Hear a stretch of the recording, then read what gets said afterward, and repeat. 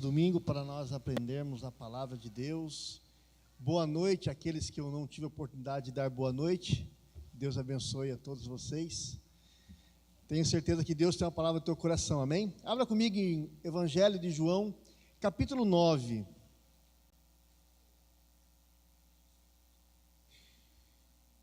Deixa a sua Bíblia aberta, porque nós vamos usar bastante ela. Evangelho de João, capítulo 9.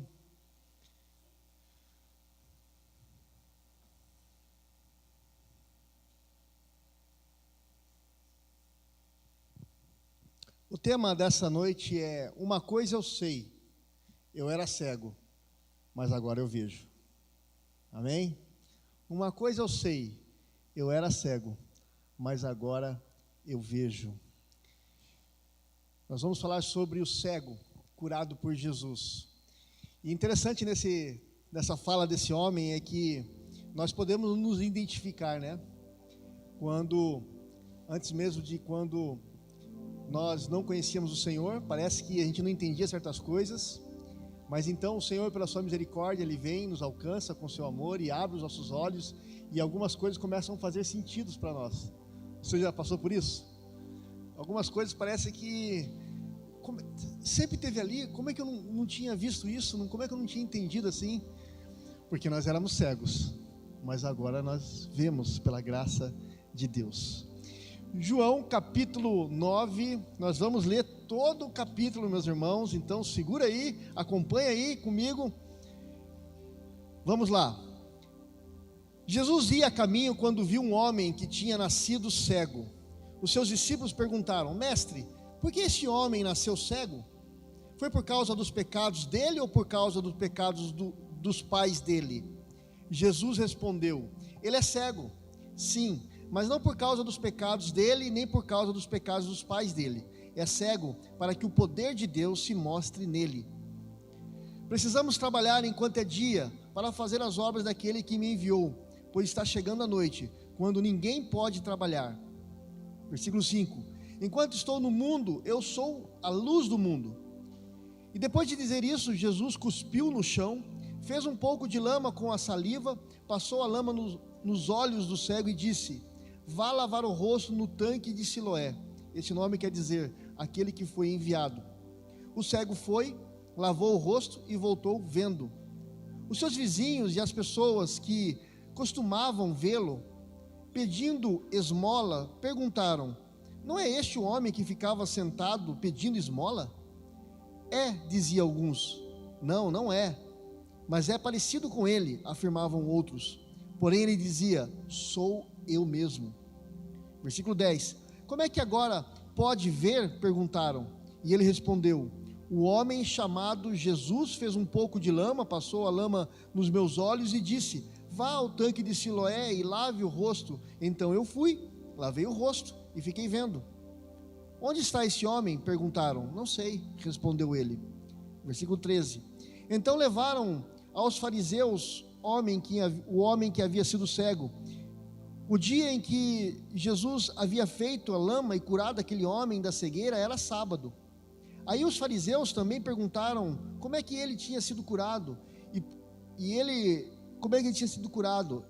Ele pôs a lama nos meus olhos, eu lavei o rosto e agora estou vendo, respondeu o homem. Alguns fariseus disseram: o homem que fez isso não é de Deus, porque ele não respeita a lei do sábado. E os outros perguntaram: como pode um pecador fazer um milagre tão grande? E por causa disso houve divisão entre eles. Então os fariseus tornaram a perguntar ao homem: você diz que ele curou você da cegueira? O que é que você diz a respeito dele? Ele é um profeta, respondeu o homem. Os líderes judeus não acreditavam que ele tinha sido cego e que agora podia ver. Por isso chamaram os pais dele e perguntaram: esse homem é filho de vocês? Vocês dizem que ele nasceu cego? E como é que agora ele está vendo? Os pais responderam: sabemos que ele é nosso filho e que nasceu cego, mas não sabemos também quem foi que o curou. Ele é maior de idade, pergunte a ele mesmo, ele pode explicar. Versículo 22: os pais disseram isso porque estavam com medo pois os líderes judeus tinham combinado expulsar da sinagoga quem afirmasse que Jesus era o Messias. Foi por isso que os pais disseram: ele é maior de idade, pergunte a ele.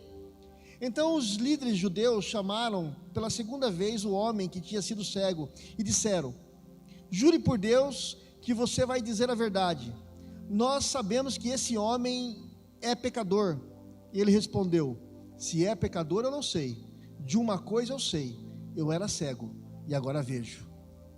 E o que foi que ele fez com você? Como curou você da cegueira? Tornaram a perguntar.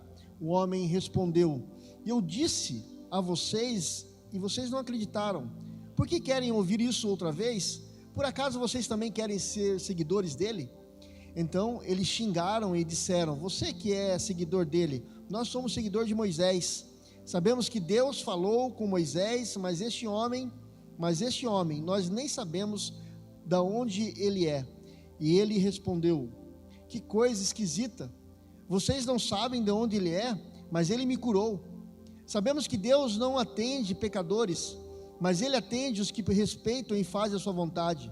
Desde que o mundo existe, nunca se ouviu dizer que alguém tivesse curado um cego de nascença. Se esse homem não fosse enviado por Deus, não teria podido fazer nada. E eles disseram: você nasceu cheio de pecado, e é você que quer nos ensinar? E os expulsaram da sinagoga. Versículo 35. Jesus ficou sabendo que tinha expulsado o homem da sinagoga e foi procurá-lo. E quando o encontrou, perguntou: você crê no Filho do Homem? E ele respondeu: Senhor, quem é o Filho do Homem para que eu creia nele? Jesus disse: você já o viu, e é ele que está falando com você. Eu creio, Senhor, disse o homem, e se ajoelhou diante dele. Então Jesus afirmou: eu vim a este mundo para julgar as pessoas, a fim de que os cegos vejam e os que fiquem cegos os que veem. Alguns fariseus que estavam com ele, ouvindo isso, perguntaram: será que é isso que quer dizer? Ele está querendo dizer isso de nós? Nós também somos cegos? Jesus disse: se vocês fossem cegos, não teriam culpa. Respondeu Jesus: mas como dizem que podem ver, então continuam tendo culpa. Amém? Feche seus olhos. Obrigado a Deus pela sua palavra. Ela é maravilhosa, ela é poderosa, ela é grande, Senhor Deus, de maneira que nós não a entendemos se o Senhor não entrar com a ação do Teu Santo Espírito para fazer com que nós possamos compreendê-la.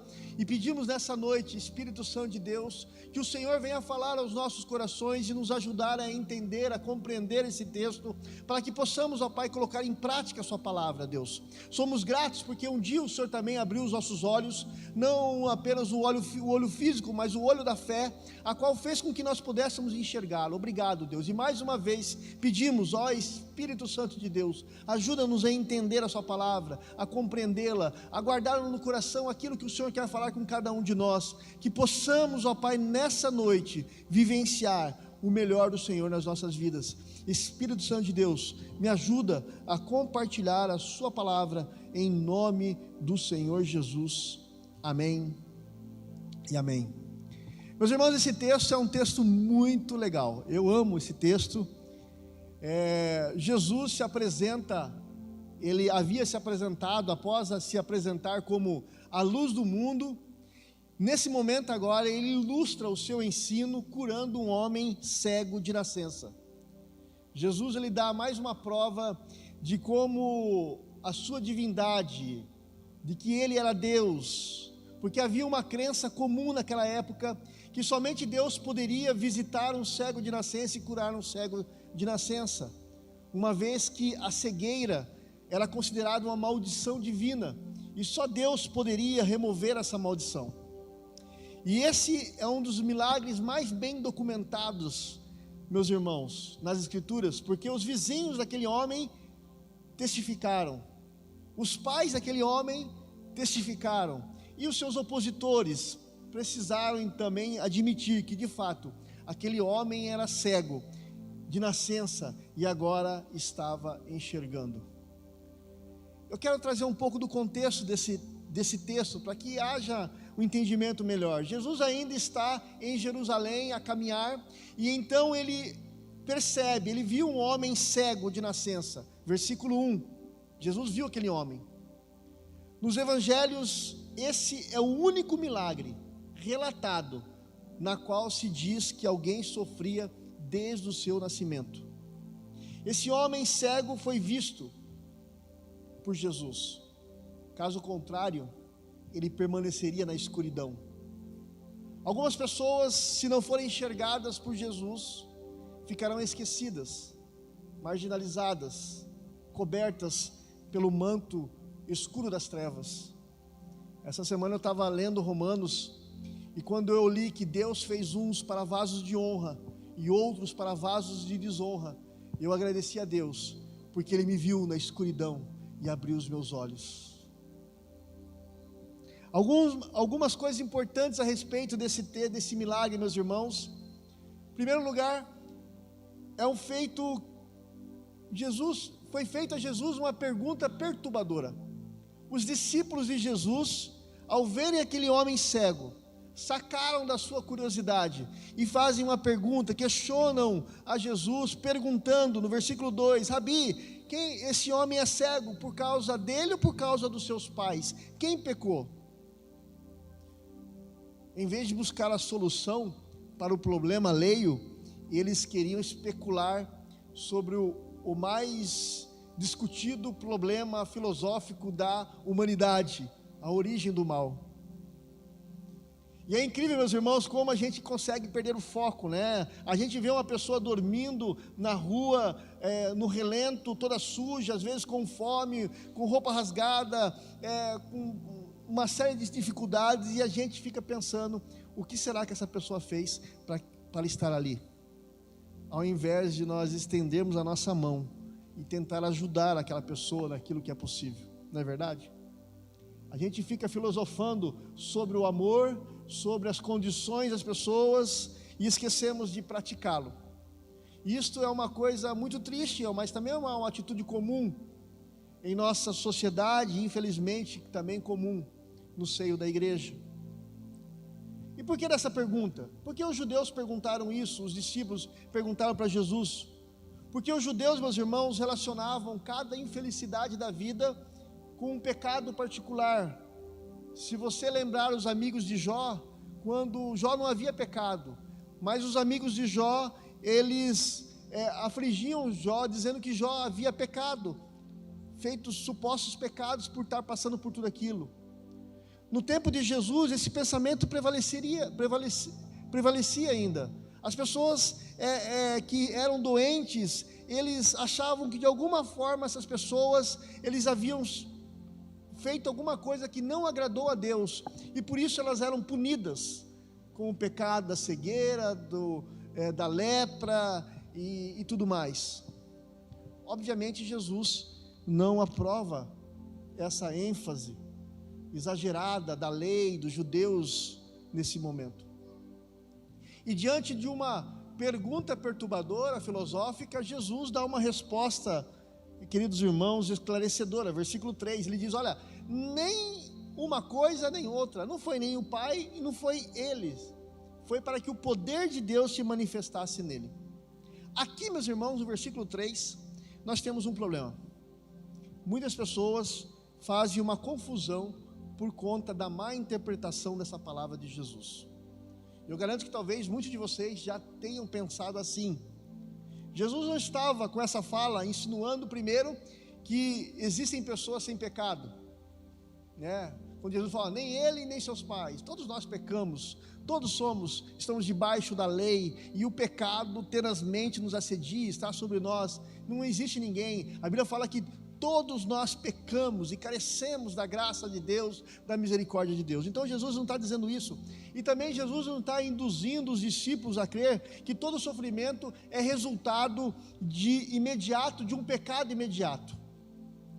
Todos nós sabemos, meus irmãos, que alguns pecados que cometemos pode sim ter consequências imediatas. Vou dar um exemplo.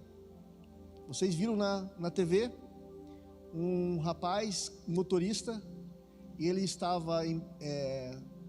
ele tomou rebite, droga, fez um monte de coisa, e ele saiu passando por cima de 50 carros aqui em Curitiba. Vocês viram essa reportagem?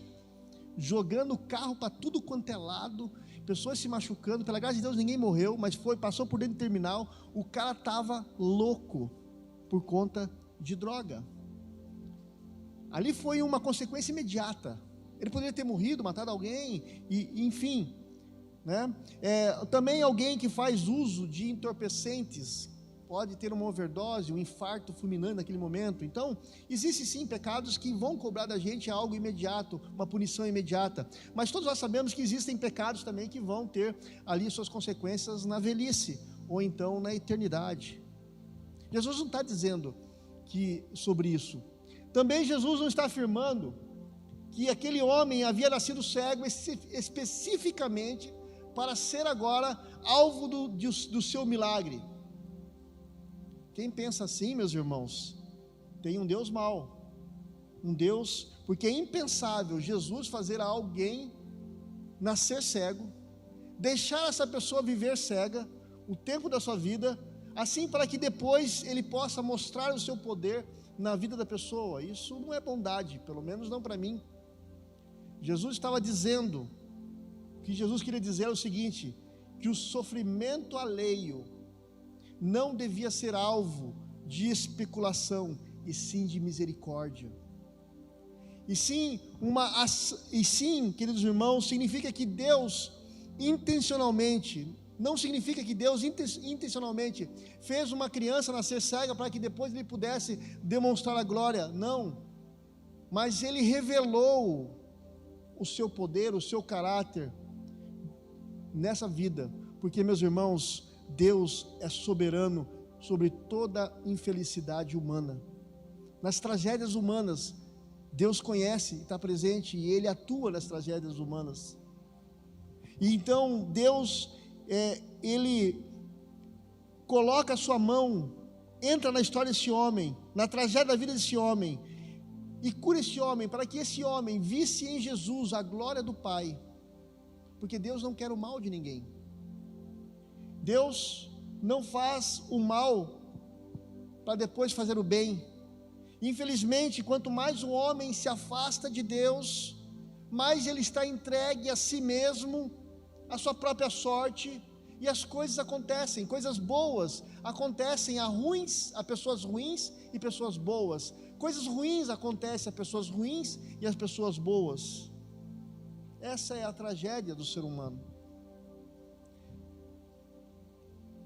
Mas Deus usa as tragédias para que pessoas possam encorajar outras, milhares de outras, demonstrando o poder da sua glória. Eu estava vendo a semana, quando eu estava fazendo sermão, lembrei de um vídeo que eu vi no Facebook, de uma menina brasileira que nasceu sem os braços, sem os dois braços, e ela foi participar daquele programa americano Got Talent. Ela era bailarina, e essa menina muito jovem, sorridente, e eu lembro que eu mostrei ela para o Guilherme, sabe, para dar aquela pressãozinha que a gente quer dar nos filhos, né? Todo pai gosta de dar nos filhos, né? Olha aqui, olha, ela não tem os dois braços, você tem os dois braços, né? Pô, né? Tá sorridente. A gente faz essas coisas, né? E o Guilherme ficou olhando depois, ele falou assim: nossa, pai, ela é feliz mesmo sem os braços, velho. Pois é, tá vendo? Você tem que dar mais graças a Deus, tá? Bom, mas quantas pessoas essa menina deve ter influenciado e ainda influencia, trazendo a glória de Deus como exemplo da sua vida de superação, de alegria e de vencer as dificuldades. A glória do Senhor está sobre ela, na demonstração de vida dela. Quando você vai para a sequência do versículo 4, dessa resposta esclarecedora, Jesus dá uma ordem, e ele diz para aquele homem: olha, vai lá se lavar, vai lá, cumpra isso que eu estou dizendo. No versículo 4, aliás, ele diz o seguinte: olha, devemos cumprir logo as tarefas que nos foram dadas, porque por aquele que me enviou. A noite se aproxima, quando ninguém pode trabalhar. Jesus está dizendo aqui, meus irmãos, uma declaração dizendo que as obras do Pai devem ser feitas com presteza, com urgência, pois haverá um tempo que não poderá ser mais feita. Jesus está dizendo a mim e a você no versículo 4 que a gente não pode empurrar as coisas com a barriga, ser morosos naquilo que o Senhor tem falado conosco, daquilo que Ele tem pedido para nós. E quantas vezes nós procrastinamos a vontade de Deus e encolhemos as nossas mãos em fazer a sua vontade.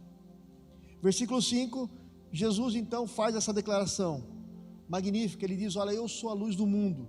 Ele repete aquilo que no capítulo 6 do capítulo 8 que nós lemos semana passada. E esse milagre, meus irmãos, aqui ele é inédito. Jesus, no versículo 6 e 7 diz que ele cuspiu no chão, na terra, misturou a terra com o cuspe, com a saliva, e aplicou nos olhos do cego. Em seguida ele disse: vá, lava-se no tanque de Siloé. E o homem foi, lavou-se e voltou enxergando.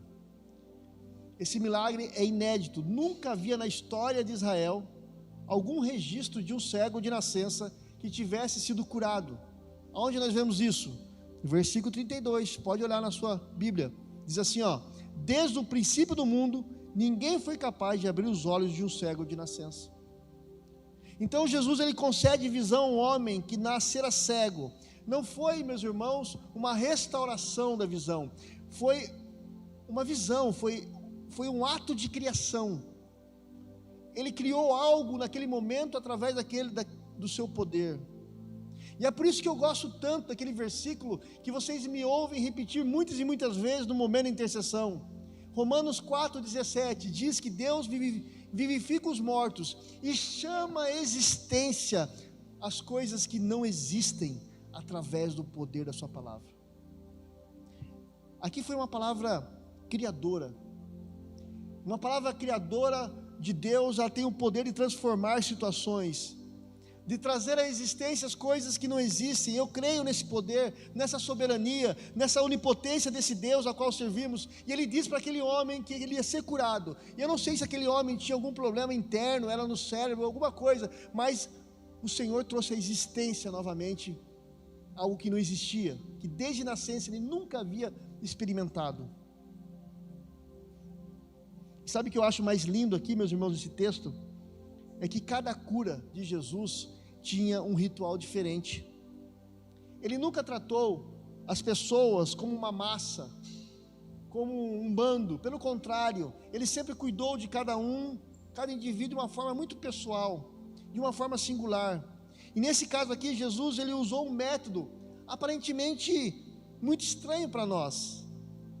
Nesse caso, Jesus, antes de curar aquele homem, ele cospe na terra, faz um lodo de saliva, passa aquele barro molhado nos olhos do cego. Para nós é muito estranho.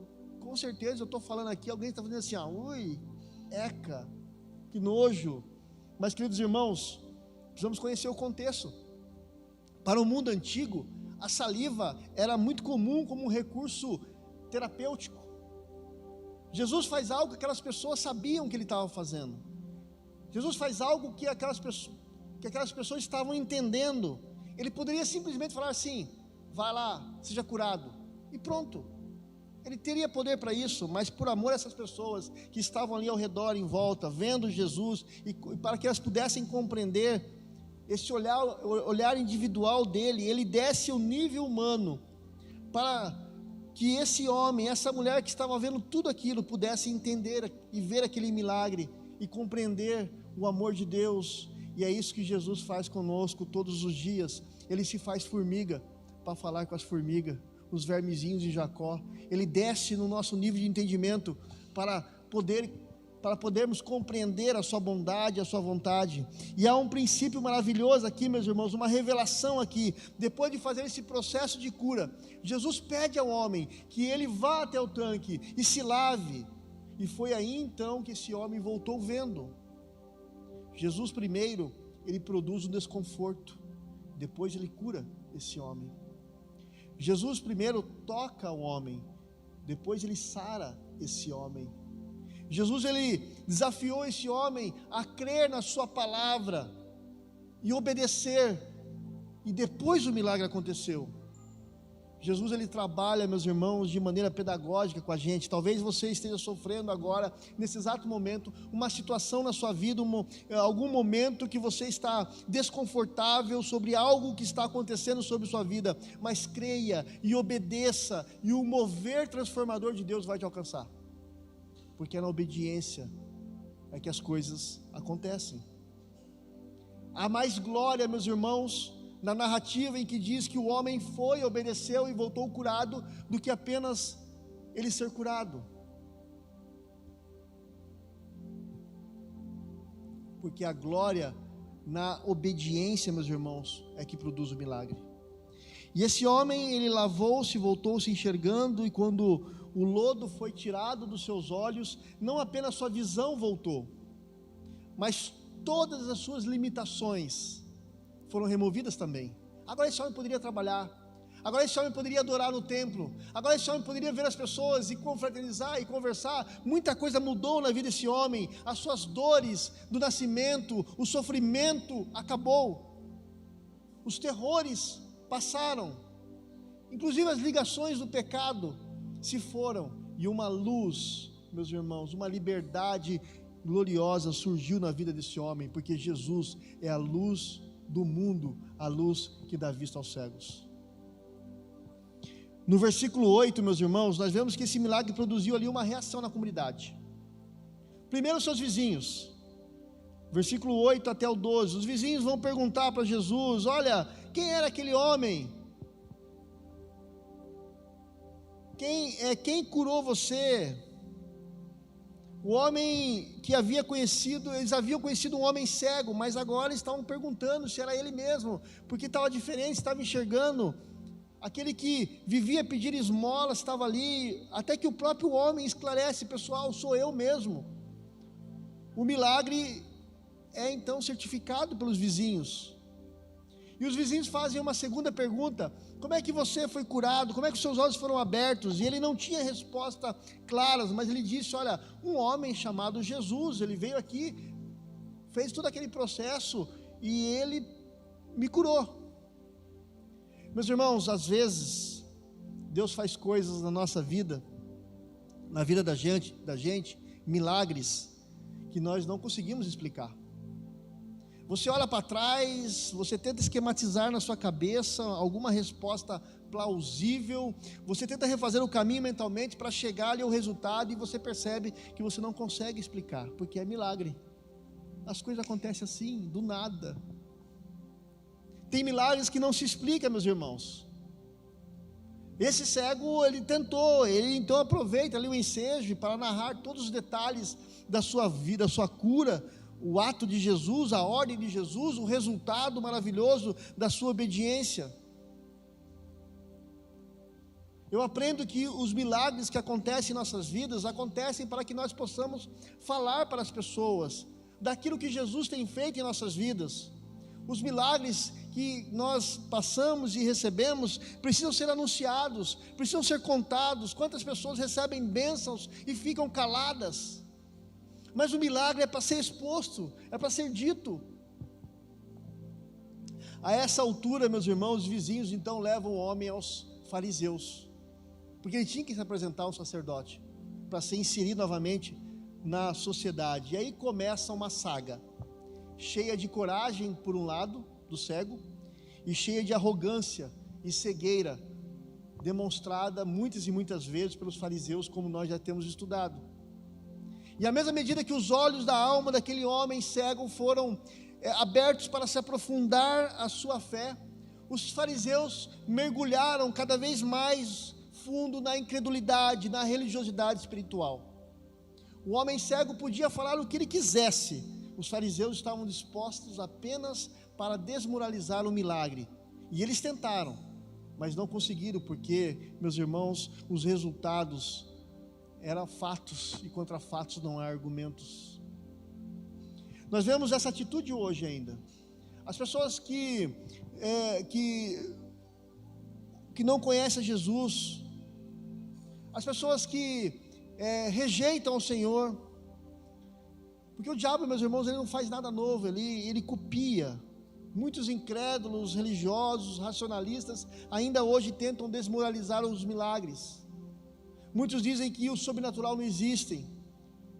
Muitos dizem que milagres não acontecem, por consequência, os feitos de Jesus são apenas fábulas. Alguns não reconhecem que Jesus nasceu da Virgem Maria, outros ainda não conseguem acreditar que Jesus ressurgiu dos mortos, e assim vai. E tais pessoas vão caminhando em suas teorias, por causa delas rejeitam a verdade. E é só você olhar para o interrogatório dos fariseus, a partir do versículo 13, que você vai perceber a arrogância e a incredulidade desses homens, e eles fazem a mesma pergunta que os vizinhos fizeram. Eles falam a seguinte: como é que os seus olhos foram abertos? O grande problema, meus irmãos, que deixou os fariseus boladão, foi que essa cura, novamente, a semelhança do paralítico de Betesda, foi no sábado. E na distorcida hermenêutica dos fariseus, Jesus estava quebrando o guardar o sábado, e por isso não podia ser um homem de Deus, um homem enviado de Deus. E essa interpretação legalista dos fariseus de guardar o sábado era muito mais importante para eles do que um ato surpreendente de cura.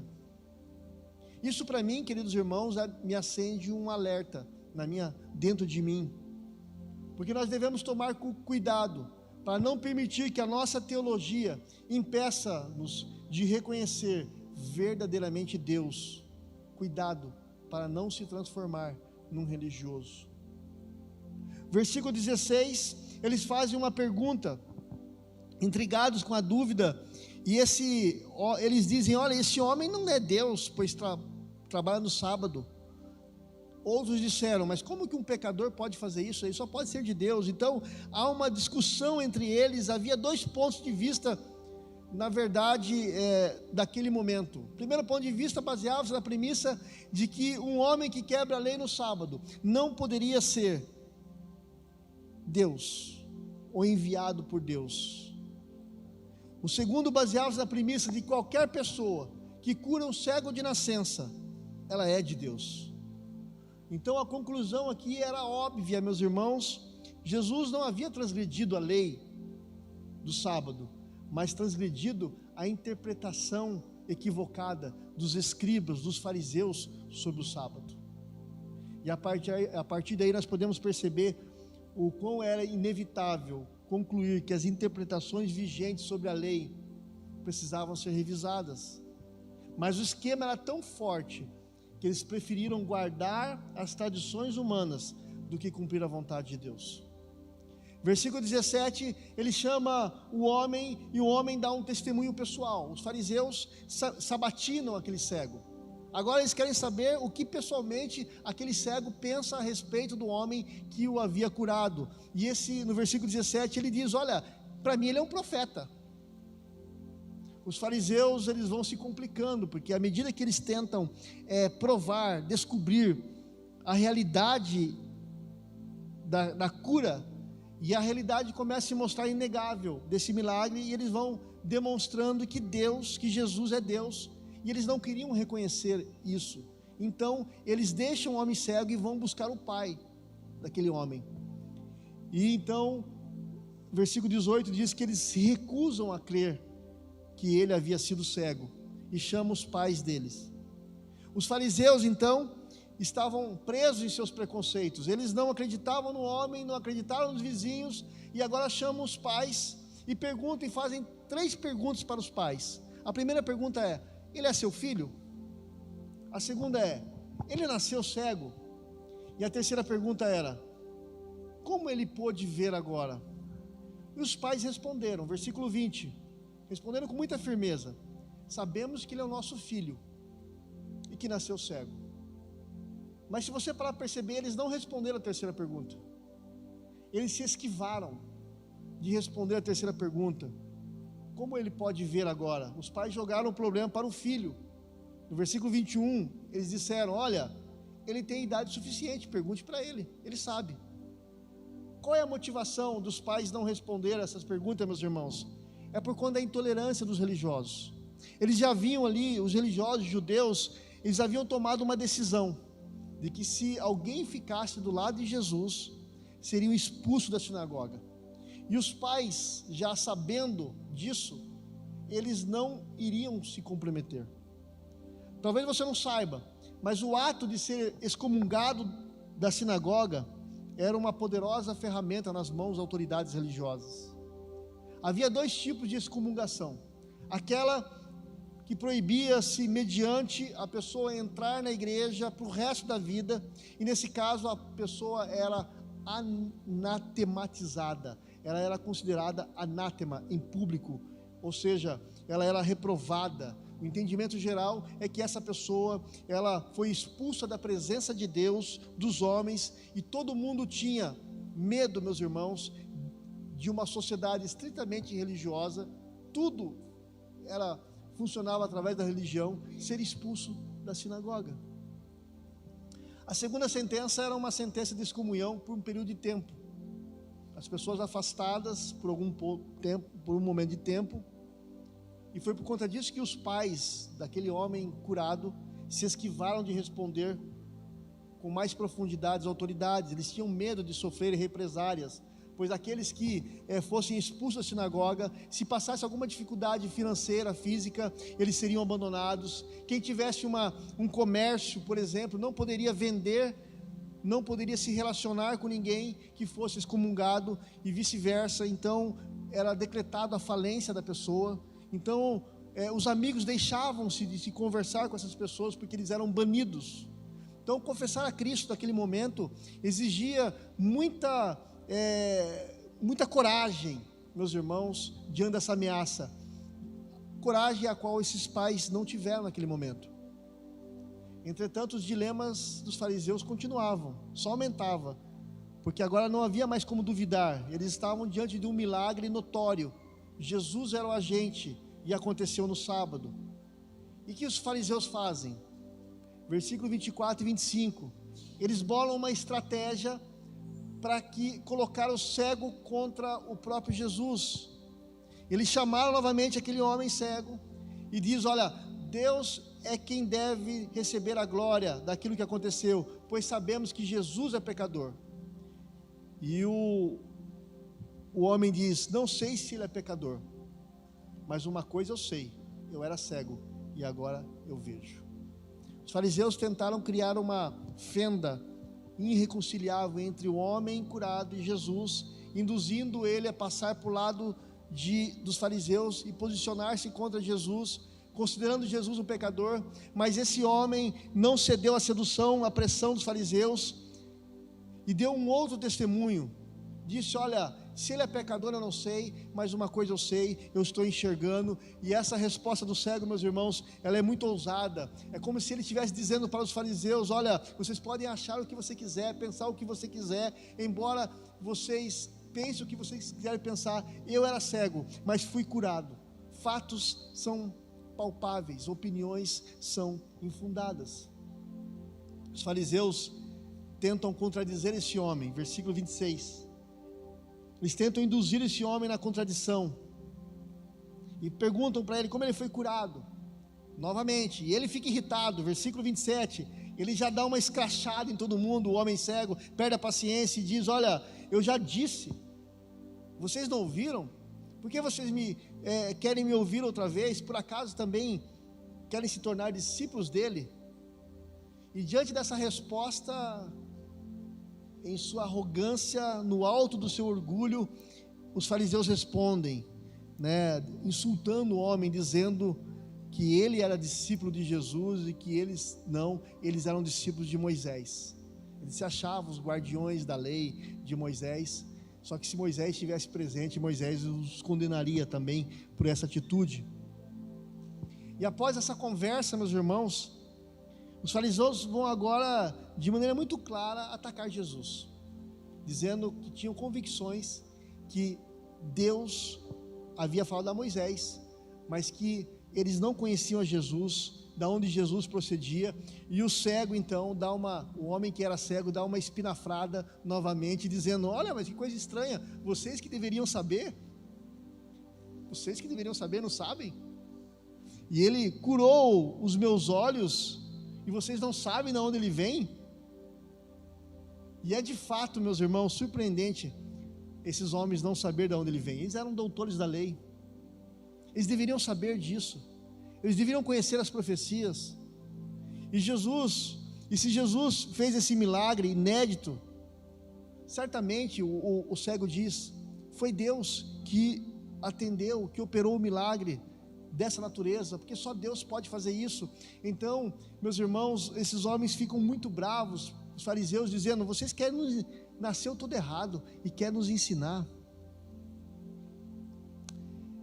Era para estarem envergonhados, mas o orgulho, meus irmãos, não os deixaram render-lhe a verdade, e eles começam então a hostilizar aquele homem. Eu fiquei pensando, meus irmãos, quantas vezes ainda hoje os insultos tomam o lugar dos argumentos, né? A gente não consegue argumentar com as pessoas. As pessoas, quando perdem no argumento, elas vão insultando a gente, elas vão para a base da briga. E foi exatamente isso que os fariseus fizeram, né? Eles se voltaram as costas para a verdade e, com aparente desdém para os fatos que não podiam negar e nem refutar, eles começam então a maldizer aquele homem e a expulsar aquele homem. E eles estavam ainda com o dilema à sua frente. Na frente dele tinha um homem que foi curado, e eles negavam esse fato, que era impossível. Ou eles negavam o fato, ou eles admitiam que Jesus era Deus. Até hoje, meus irmãos, as pessoas que não têm fé, elas fazem as mesmas coisas com a gente, porque elas ficam perturbadas diante dos fatos, dos milagres, daquilo que Jesus é, e eles preferem não admitir a sua fé em Jesus, ter Jesus como supremo mestre. Elas preferem não enxergar a verdadeira verdade e começam a acreditar em coisas besteiras que não estão no centro da verdade, mas periféricas. E eu amo muito, meus irmãos, esse texto, porque aqui tem alguma coisa muito legal que fala muito ao meu coração. Jesus ouviu que os fariseus haviam expulsado aquele homem, e Jesus então vai atrás daquele homem, versículo 35 a 38, e olha só, meus irmãos, Jesus, que abriu os olhos ao cego, ele abre os olhos da alma desse cego, e esse cego não só recebe agora a cura, mas também recebe o Filho do homem como seu Senhor. E é maravilhoso nós constatarmos aqui no texto, meus irmãos, que ao mesmo tempo que os judeus expulsaram aquele homem do templo, o Senhor do templo vai ao encontro daquele homem para buscá-lo. Glória a Deus.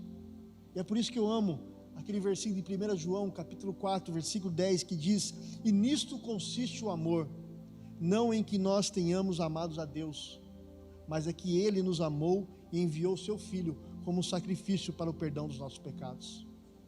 Enquanto os religiosos expulsaram ele, o Senhor do templo foi e o resgatou. Foi Deus que nos amou, foi Ele que veio ao nosso encontro. Na mesma proporção que os fariseus faziam aí uma viagem rumo ao abismo mais profundo da incredulidade, da religiosidade, esse homem cego fazia uma viagem rumo à maturidade, rumo ao aprofundamento do conhecimento da sua fé de Jesus, e ele vai crescendo na compreensão quem é Jesus. No começo ele vê Jesus apenas como homem, depois ele vê Jesus como um profeta, depois em seguida ele admite que Jesus era o operador de milagres, e mais tarde, avançando pela estrada da maturidade, ele adquire a compreensão de que Jesus era um homem de Deus. No versículo 38, ele diz: sim, Senhor, eu creio. E ele adorou a Jesus. Adorar ao Senhor, meus irmãos, é o nosso caminho, é o caminho da maturidade, é o caminho do aprofundamento no evangelho genuíno. Todo cristão deve crescer. Todo cristão deve crescer no seu conhecimento com Deus. Um cristão que não amadurece não é cristão, ele se tornará um religioso. Amadurecimento faz parte da vida cristã. Aquilo que eu era, não sou mais. Aquilo que eu fazia, não faço mais. Da maneira que eu pensava, não penso mais. Mas agora eu penso, eu faço, eu ajo da maneira que Jesus, o meu mestre, pede. É assim que o cristianismo cresce. Que nós possamos, assim como esse homem, amadurecermos e termos a história dele como a nossa, porque todos nós temos os nossos mazelas, as nossas lutas pessoais, mas Jesus é aquele que aparece num determinado momento, no meio da nossa tragédia, e Ele diz: vá, lave-se e volte-se. É na obediência que nós veremos os nossos milagres em nossas vidas. Feche seus olhos, vamos orar. Pai, obrigado, Senhor, pela sua palavra. Ela é poderosa para nos transformar. Eu agradeço, Deus, porque o Senhor é o Deus que vem ao nosso encontro, que nos enxerga, que conhece as nossas dores, conhece as nossas tragédias, e se importa, e vem, nos toca, e nos livra, e abre os nossos olhos. Senhor, não nos deixa, Senhor Deus, vivermos aquém daquilo que o Senhor quer para nós, Senhor. O Senhor nos diz que nós devemos ir ao Senhor como estamos, mas o seu amor é tão grande por nós, Deus, que não nos deixa ficar como estamos. O Senhor nos transforma, nos muda, Senhor Deus, e nós queremos te louvar, Deus, pela sua grandeza, pela sua bondade. E nós podemos dizer, Senhor Deus, que nós éramos cegos, mas agora os nossos olhos veem. Obrigado, Jesus. Amém e amém.